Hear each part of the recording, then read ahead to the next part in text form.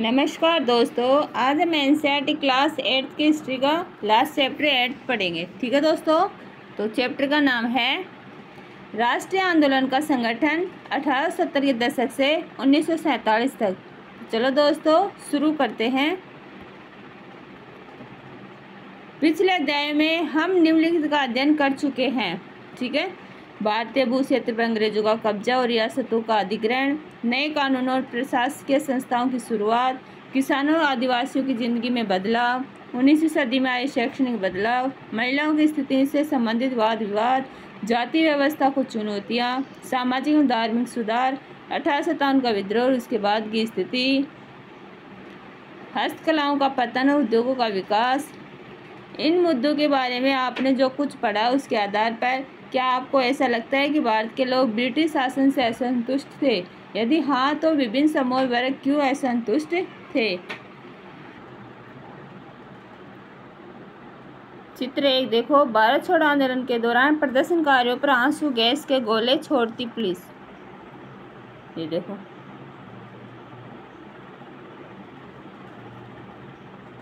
राष्ट्रवाद का उदय। उपरोक्त बदलाव ने लोगों को एक अहम सवाल के बारे में सोचने के लिए विवश कर दिया। यह देश क्या है और किसके लिए है? इसका जवाब धीरे धीरे इस रूप में सामने आया। भारत का मतलब है यहाँ की जनता। भारत यहाँ रहने वाले किसी भी वर्ग, रंग, जाति, पंथ, भाषा या जेंडर वाले तमाम लोगों का घर है। यह देश और इसके सारे संसाधन और इसकी सारी व्यवस्था उन सभी के लिए है। इस जवाब के साथ यह एहसास भी सामने आया कि अंग्रेज भारत के संसाधनों व यहाँ के लोगों की जिंदगी पर कब्जा जमाए हुए है और जब तक यह नियंत्रण खत्म नहीं होता, भारत यहाँ के लोगों का भारतीयों का नहीं हो सकता। यह चेतना 1850 के बाद बने राजनीतिक संगठनों में साफ दिखाई देने लगी थी। 1870-1880 के दशकों में बने राजनीतिक संगठनों में यह चेतना और गहरी हो चुकी थी। इनमें से ज़्यादातर संगठनों की बागडोर वकील आदि अंग्रेजी शिक्षित पेशेवरों के हाथों में थी। पूना सार्वजनिक सभा, इंडियन एसोसिएशन, मद्रास महाजन सभा, बॉम्बे रेजिडेंसी एसोसिएशन और भारतीय राष्ट्रीय कांग्रेस आदि इस तरह के प्रमुख संगठन थे। पूना सार्वजनिक सभा नाम को गौर से देखिए। सार्वजनिक का मतलब होता है सब लोगों का या सबके लिए, सर्व सभी जनिक लोगों का। हालांकि इनमें से बहुत सारे संगठन देश के खास हिस्सों में काम कर रहे थे, लेकिन वे अपने लक्ष्य को भारत के सभी लोगों का लक्ष्य बताते थे। उनके मुताबिक उनके लक्ष्य किसी खास इलाके, समुदाय या वर्ग के लक्ष्य नहीं थे। वे इस सोच के साथ काम कर रहे थे कि लोग संप्रभु हो। संप्रभुता एक आधुनिक विचार राष्ट्रवाद का बुनियादी तत्व होता है। ये संगठन इस धारणा से चलते थे कि भारतीय जनता को अपने मामलों के बारे में फैसला लेने की आज़ादी होनी चाहिए। 1870-1880 के दशकों में ब्रिटिश शासन के प्रति असंतोष ज़्यादा गहरा हुआ। 1878 में आर्म्स एक्ट पारित किया गया, जिसके जरिए भारतीयों द्वारा अपने पास हथियार रखने का अधिकार छीन लिया गया। उसी साल वर्नाकुलर प्रेस एक्ट भी पारित किया गया, जिससे सरकार की आलोचना करने वालों को चुप कराया जा सके। इस कानून में प्रावधान था कि अगर किसी अखबार में कोई आपत्तिजनक चीज़ छपती है तो सरकार उसकी प्रिंटिंग प्रेस सहित सारी संपत्ति को जब्त कर सकती है। 1883 में सरकार ने इल्बर्ट बिल लागू करने का प्रयास किया। इसको लेकर काफ़ी हंगामा। इस विधेयक में प्रावधान किया गया था कि भारतीय न्यायाधीश भी ब्रिटिश या यूरोपीय व्यक्तियों पर मुकदमे चला सकते हैं, ताकि भारत में काम करने वाले अंग्रेज और भारतीय न्यायाधीशों के बीच समानता स्थापित की जा सके। जब अंग्रेजों के विरोध की वजह से सरकार ने यह विधेयक वापस ले लिया तो भारतीयों ने इस बात का काफ़ी विरोध किया। इस घटना से भारत में अंग्रेजों के असली रवैये का पता चलता था। पढ़े लिखे भारतीयों के एक अखिल भारतीय संगठन की जरूरत 1880 से ही महसूस की जा रही थी, परंतु इल्बर्ट विधेयक ने इस चाह को और गहरा कर दिया था। 1885 में देश भर के 72 प्रतिनिधियों ने बम्बई में सभा करके भारतीय राष्ट्रीय कांग्रेस की स्थापना का फैसला लिया। संगठन के प्रारंभिक नेता दादा भाई नौरोजी, फिरोज शाह मेहता, बद्रुद्दीन तैयबजी, WC बनर्जी, सुरेंद्र नाथ बनर्जी, रमेश चंद्र दत्त, S सुब्रमण्यम अय्यर एवं अन्य प्राय बम्बई और कलकत्ता के ही थे। नौरोजी व्यवसाय और प्रचारक थे। वे लंदन में रहते थे और कुछ समय के लिए ब्रिटिश संसद के सदस्य भी रहे। उन्होंने युवा राष्ट्रवादियों का मार्गदर्शन किया। सेवानिवृत्त ब्रिटिश अफसर एओ हुम ने भी विभिन्न क्षेत्रों के भारतीयों को निकल लाने में अहम भूमिका अदा की। प्रचारक ऐसा व्यक्ति जो सूचनाओं के प्रसार, रिपोर्ट्स, बैठकों में भाषण आदि के जरिए किसी खास विचार का प्रचार प्रसार करता है। चित्र 2 दादाभाई नौरोजी की पुस्तक poverty and British rule India में ब्रिटिश शासन के आर्थिक परिणामों की बहुत तीखी आलोचना की गई थी। यह है दादाभाई नौरोजी।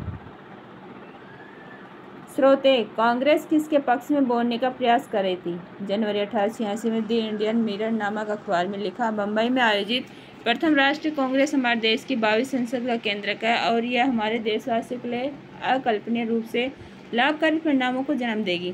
बद्रुद्दीन तैयब जी ने 1887 में अध्यक्ष की हैसियत से कांग्रेस को संबोधित करते हुए कहा था, यह कांग्रेस भारत के किसी एक वर्ग या समुदाय के प्रतिनिधियों से मिलकर नहीं बनी, बल्कि यह भारत के सभी समुदाय की संस्था है। उभरता हुआ राष्ट्र। अक्सर कहा जाता है कि अपने पहले 20 सालों में कांग्रेस अपने उद्देश्य और तरीकों के लिहाज से मध्यम मार्गी पार्टी थी। इस दौरान कांग्रेस ने सरकार और शासन में भारतीयों को ज़्यादा जगह दिए जाने के लिए आवाज़ उठाई। कांग्रेस का आग्रह था कि विधान परिषदों में भारतीयों को ज़्यादा जगह दी जाए, परिषदों को ज़्यादा अधिकार दिए जाएं और जिन प्रांतों में परिषदें नहीं हैं वहाँ उनका गठन किया जाए। कांग्रेस चाहती थी कि सरकार में भारतीयों को भी ऊंचे पद दिए जाएं। इस काम के लिए अपने मांग की सिविल सेवा के लिए लंदन के साथ साथ भारत में भी परीक्षा आयोजित की जाए।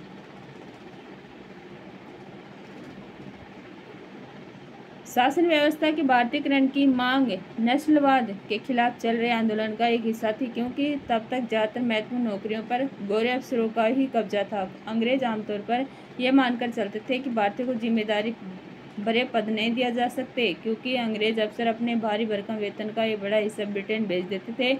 इसलिए लोगों को उम्मीद थी कि भारतीयकरण से यहाँ की धन संपत्ति भी कुछ हद तक भारत में रुकने लगेगी। भारतीयों की मांग थी कि न्यायपालिका को कार्यपालिका से अलग किया जाए, आर्म्स एक्ट को निरस्त किया जाए और अभिव्यक्ति और बोलने की स्वतंत्रता दी जाए। शुरुआती सालों में कांग्रेस ने कई आर्थिक मुद्दे भी उठाए। उसका कहना था कि भारत में ब्रिटिश शासन की वजह से ही गरीबी और अकाल पड़ रहे हैं। बढ़ते लगान के कारण काश्तकार और जमींदार विपन्न हो गए थे और अनाजों के भारी निर्यात की वजह से खाद्य पदार्थों का अभाव पैदा हो गया था। कांग्रेस की मांग थी कि लगान कम किया जाए, फौजी खर्चों में कटौती की जाए और सिंचाई के लिए ज़्यादा अनुदान दिए जाएं।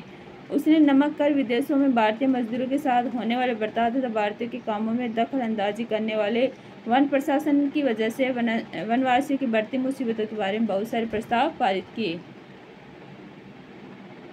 इससे पता चलता है कि पढ़े लिखे संपन्न वर्ग की संस्था होते हुए कांग्रेस केवल पेशेवर समूह, जमींदारों और उद्योगपतियों के हक में ही नहीं बोल रही थी। मध्यम मार्गी नेता जनता को ब्रिटिश शासन के अन्यायपूर्ण चरित्र से अवगत कराना चाहते थे। उन्होंने अखबार निकाले, लेख लिखे और यह साबित करने का प्रयास किया कि ब्रिटिश शासन देश को आर्थिक तबाही की ओर ले जा रहा है। उन्होंने अपने भाषणों में ब्रिटिश शासन की निंदा की और जनमत निर्माण के लिए देश के विभिन्न भागों में अपने प्रतिनिधि भेजे, लेकिन मध्यम मार्गियों को यह भी लगता था कि अंग्रेज स्वतंत्रता और न्याय के आदर्शों का सम्मान करते हैं, इसलिए वे भारतीयों की न्याय संगत मांगों को स्वीकार कर लेंगे। लिहाजा कांग्रेस का मानना था कि सरकार को भारतीय की भावना से अवगत कराया जाना चाहिए। स्वतंत्रता हमारा जन्मसिद्ध अधिकार है। 1890 के दशक तक बहुत सारे लोग कांग्रेस के राजनीतिक तौर तरीकों पर सवाल खड़ा करने लगे थे। बंगाल, पंजाब, महाराष्ट्र में बिपिन चंद्र पाल, बाल गंगाधर तिलक और लाला लाजपत राय जैसे नेता ज़्यादा आमूल परिवर्तनवादी उद्देश्यों और पद्धतियों के अनुरूप काम करने लगे थे। उन्होंने निवेदन की कि राजनीति के लिए नरमपंथी की आलोचना की और आत्मनिर्भरता तथा रचनात्मक कामों के महत्व पर जोर दिया। उनका कहना था कि लोगों को सरकार के नेक इरादों पर नहीं बल्कि अपनी ताकत पर भरोसा करना चाहिए, लोगों को स्वराज के लिए लड़ना चाहिए। तिलक ने नारा दिया था, स्वतंत्रता मेरा जन्मसिद्ध अधिकार है, मैं इसे लेकर रहूँगा। किसने कहा था? बाल गंगाधर तिलक ने। स्वतंत्रता मेरा जन्मसिद्ध अधिकार है और मैं इसे लेकर रहूँगा।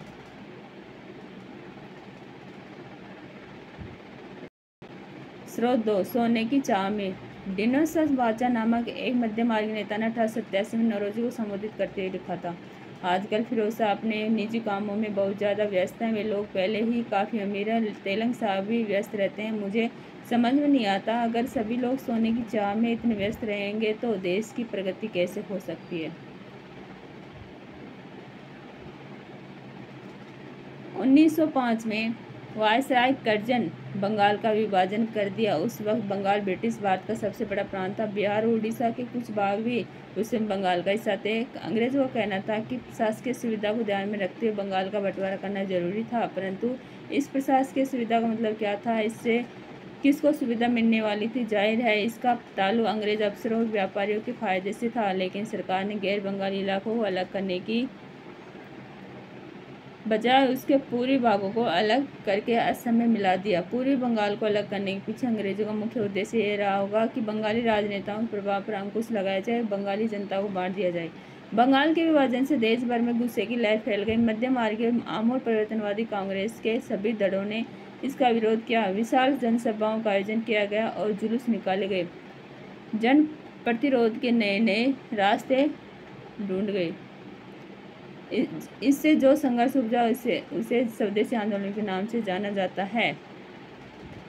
यह आंदोलन बंगाल में सबसे ताकतवर था, परंतु अन्य इलाकों में भी इसकी भारी अनुगुण सुनाई दी। उदाहरण के लिए आंध्र के डेल्टा इलाकों में इसे वंदे मातरम आंदोलन के नाम से जाना था। स्वदेशी आंदोलन ने ब्रिटिश शासन का विरोध किया, स्वयं सहायता और स्वदेशी उद्यमों, राष्ट्रीय शिक्षा, भारतीय भाषा के उपयोग को बढ़ावा दिया। स्वराज के लिए आमूल परिवर्तनवादी ने जनता को लामबंद करने और ब्रिटिश संस्थाओं वस्तुओं के बहिष्कार पर जोर दिया। कुछ लोग ब्रिटिश शासन को उखाड़ फेंकने के लिए क्रांतिकारी हिंसा के समर्थक थे। 20वीं शताब्दी के प्रारंभिक दशकों में कई दूसरी महत्वपूर्ण घटनाएं घटी। 1906 में मुसलमान जमींदारों नवाबों के एक समूह ने ढाका में ऑल इंडिया मुस्लिम लीग का गठन किया। लीग ने बंगाल विभाजन का समर्थन किया। लीग की मांग थी कि मुसलमानों के लिए अलग निर्वाचिका की व्यवस्था की जाए। 1909 में सरकार ने ये मांग मान ली। अब परिषदों में कुछ सीटें मुसलमान उम्मीदवारों के लिए आरक्षित कर दी गई, जिन्हें मुस्लिम मतदाताओं द्वारा ही चुनकर भेजा जाता था। इससे राजनेताओं में अपने धार्मिक समुदाय के लोगों को अपना राजनीतिक समर्थन बनाने का लालच पैदा हो गया। 1907 में कांग्रेस टूट गई। मध्यमार्गी दड़ा बहिष्कार की राजनीति के विरुद्ध था। इन लोगों का मानना था कि इसके लिए बल प्रयोग की आवश्यकता होती है, जो कि सही नहीं है। संगठन टूटने के बाद कांग्रेस पर मध्यमार्गी का दबदबा बन गया, जबकि तिलक के अनुयायी बाहर से काम करने लगे। दिसंबर 1915 में दोनों खेमों में एक बार फिर एकता स्थापित हुई। अगले साल कांग्रेस और मुस्लिम लीग के बीच ऐतिहासिक लखनऊ समझौते पर दस्तखत हुई और दोनों संगठनों ने देश में प्रतिनिधिक सरकार के गठन के लिए मिलकर काम करने का फैसला लिया। चित्र 5 लाला लाजपत राय। लाला लाजपत राय पंजाब के जाने माने राष्ट्रवादियों में से थे। वह याचिका और निवेदनों की राजनीति का विरोध करने वाले आमूल परिवर्तनवादी के एक प्रमुख नेता थे। वह आर्य समाज के भी सक्रिय सदस्य थे।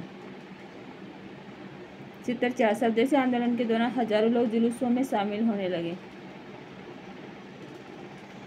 चित्र 3 बाल गंगाधर तिलक। मेज पर रखे अखबार का नाम देखिए। तिलक के संपादन में निकलने वाला मराठी अखबार केसरी ब्रिटिश शासन का कट्टर आलोचक बन गया था।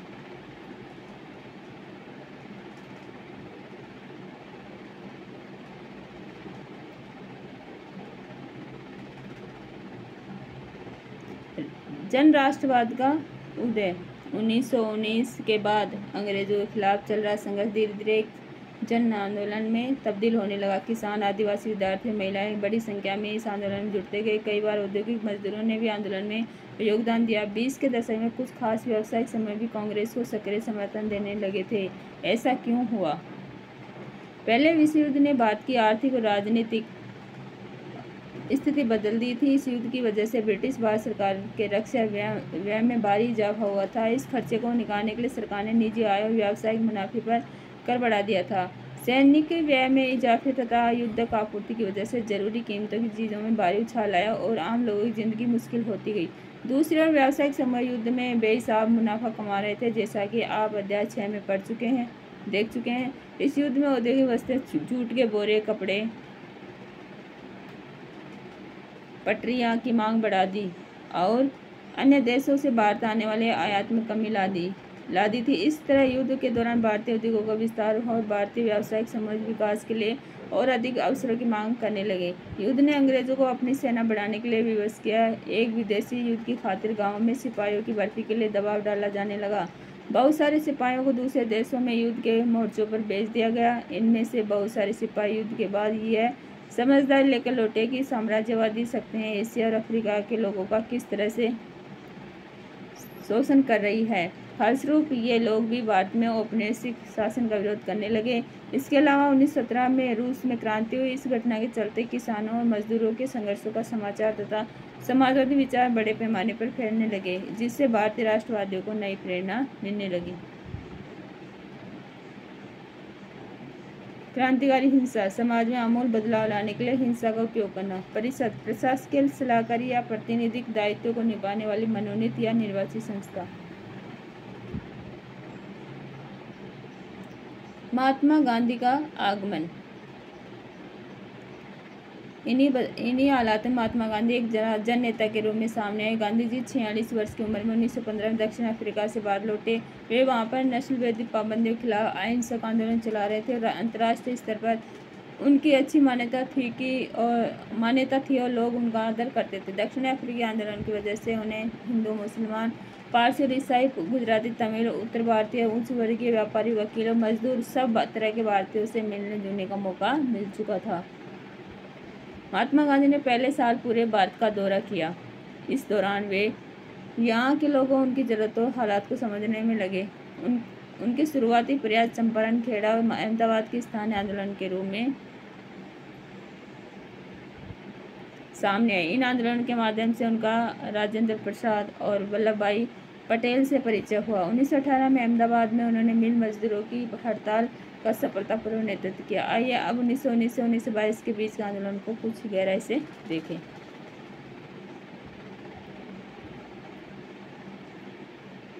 चित्र 6, नटाल कांग्रेस के संस्थापक, डरबन, दक्षिण अफ्रीका, 1895 ने भारतीयों के साथ महात्मा गांधी ने नस्ली भेदभाव का विरोध करने के लिए नटाल कांग्रेस का गठन किया था। क्या आप चित्र में गांधी जी को पहचान सकते हैं? वह पिछली कतार के पीछे बीच में कोट और टाई पहने दिखाई दे रहे हैं। ये देखो महात्मा गांधी जी।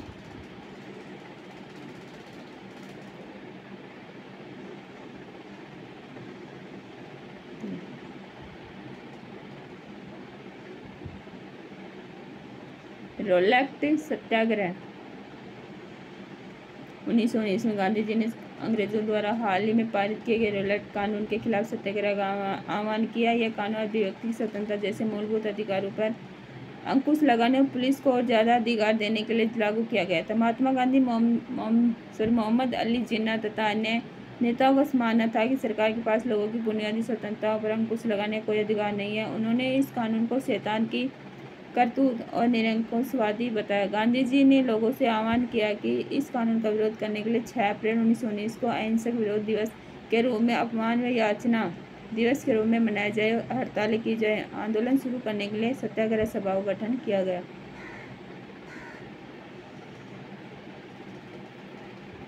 रोलेट सत्याग्रह ब्रिटिश सरकार के खिलाफ पहला अखिल भारतीय संघर्ष था। हालांकि यह मोटे तौर पर शहरों तक ही सीमित था। अप्रैल 1919 में पूरे देश में जगह जगह जुलूस निकाले गए, हड़तालों का आयोजन किया गया। सरकार ने इन आंदोलनों को कुचलने के लिए दमन का रास्ता अपनाया। बैसाखी 13 अप्रैल के दिन अमृतसर में जनरल डायर द्वारा जलियांवाला बाग में किया गया हत्याकांड इसी दमन का हिस्सा था। इस जनसंहार पर रविंद्रनाथ टैगोर ने अपनी पीड़ा और गुस्सा जताते नाइटहुड की उपाधि लौटा दी। रोलेट सत्याग्रह के दौरान लोगों ने ब्रिटिश शासन के खिलाफ हिंदुओं और मुसलमानों के बीच गहरी एकता बनाए रखने के लिए प्रयास किए। चित्र 7, वह परिषद जहां जनरल डायर ने लोगों की सभा पर गोलियां चलाई थी। बाद के इस चित्र में लोग दीवार पर बने गोलियों के निशानों की तरफ इशारा कर रहे हैं। ये देखो।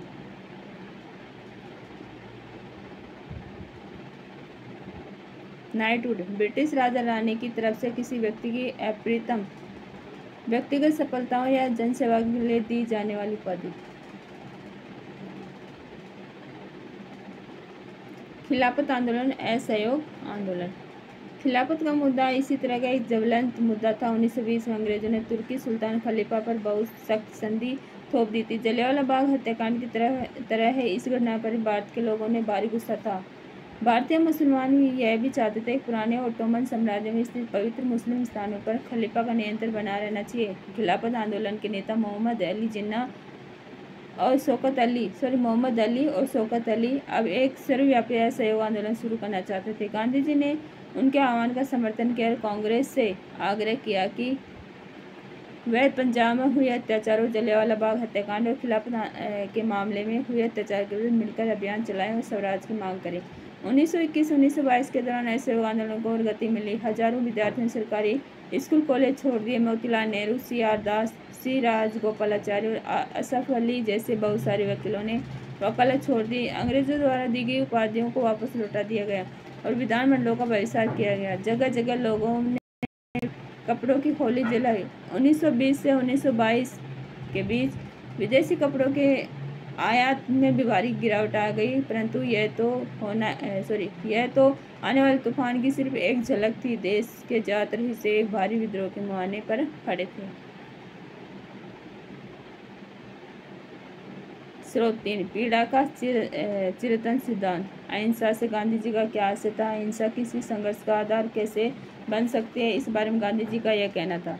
प्रतिफल की मामूली सी भी इच्छा किए बिना लगातार अच्छे काम करते जाने से अहिंसा का जन्म होता है। यह अहिंसा का सबसे अमूल्य सबक है। दक्षिण अफ्रीका में मैंने अन्याय और अत्याचार को रोकने के उद्देश्य से पीड़ा के अनंत सिद्धांत को सीख लिया है। इसका सकारात्मक आशय अहिंसा से है। इसके लिए आपको किसी भी व्यक्ति के हाथों खुशी खुशी पीड़ा सहने के लिए तैयार रहना चाहिए और आप किसी के प्रति दुर्भावना नहीं रखेंगे, यहाँ तक कि आपके साथ बुरा करने वालों के साथ भी नहीं। महात्मा गांधी, 12 मार्च 1938। लोगों की पहलकदमी। कई जगहों पर लोगों ने ब्रिटिश शासन का अहिंसक विरोध किया, लेकिन कई स्थानों पर विभिन्न वर्गों समूहों ने गांधी जी के आह्वान के अपने हिसाब से अर्थ निकाले और इस तरह के रास्ते अपनाए जो गांधी जी के विचारों से मेल नहीं खाते थे। सभी जगह लोगों ने अपने आंदोलन को स्थानीय मुद्दों के साथ जोड़कर आगे बढ़ाया। आइए ऐसे कुछ उदाहरणों पर विचार करें। खेड़ा, गुजरात में पाटीदार किसानों ने अंग्रेजों द्वारा थोप दिए गए भारी लगान के खिलाफ अहिंसक अभियान चलाया। तटीय आंध्र प्रदेश और तमिलनाडु के भीतरी भागों में शराब की दुकानों की घेराबंदी की गई। आंध्र प्रदेश के गुंटूर जिले में आदिवासी और गरीब किसानों ने बहुत सारे वन सत्याग्रह किए। इन सत्याग्रहों में कई बार वे चराई शुल्क अदा किए बिना भी अपने जानवरों को जंगल में छोड़ देते थे। उनका विरोध इसलिए था क्योंकि औपनिवेशिक सरकार ने वन संसाधनों पर उनके अधिकार को बहुत सीमित कर दिया था। घेराबंदी, लोगों को किसी इमारत या दुकान में जाने से रोकने के लिए किया जाने वाला विरोध प्रदर्शन। उन्हें यकीन था कि गांधी जी उन पर लगे कर कम करा देंगे और वन कानूनों को खत्म करा देंगे। बहुत सारे वन गांवों में किसानों ने स्वराज का ऐलान कर दिया क्योंकि उन्हें उम्मीद थी कि गांधी राज जल्द ही स्थापित होने वाला है। सिंध, मौजूदा पाकिस्तान, मुस्लिम व्यापारी और किसान खिलाफत के आह्वान पर बहुत उत्साहित थे। बंगाल में भी खिलाफत असहयोगी गठबंधन ने जबरदस्त सांप्रदायिक एकता को जन्म दिया और राष्ट्रीय आंदोलन को नई ताकत प्रदान की। पंजाब में सिखों के अकाली आंदोलन ने अंग्रेजों की सहायता से गुरुद्वारे में जम में बैठे ब्रिटिश महंतों को हटाने के लिए आंदोलन चलाया। यह आंदोलन असहयोग आंदोलन से काफ़ी घनिष्ठ रूप से जुड़ा हुआ दिखाई देता था। ऐसे में गांधी महाराज की जय के नारे लगाए हुए चाय बागान मजदूरों ने अपनी तनख्वाह में इजाफे की मांग शुरू कर दी। उन्होंने अंग्रेजी स्वामित्व वाले बागानों की नौकरी छोड़ दी। उनका कहना था कि गांधी जी भी यही चाहते हैं। उस दौर के बहुत सारे असमिया वैष्णव गीतों में कृष्ण की जगह गांधी राज का यश गान किया जाने लगा था। महंत, सिख गुरुद्वारे के धार्मिक करता रहता। गैर कानूनी बेदखली, बटाईदारों को उनके पट्टे से जबरन और गैर कानूनी ढंग से निकाल देना।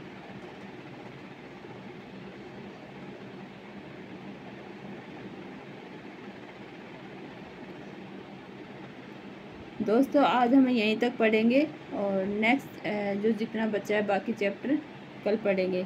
तो जल्दी मिलते हैं। Thank you.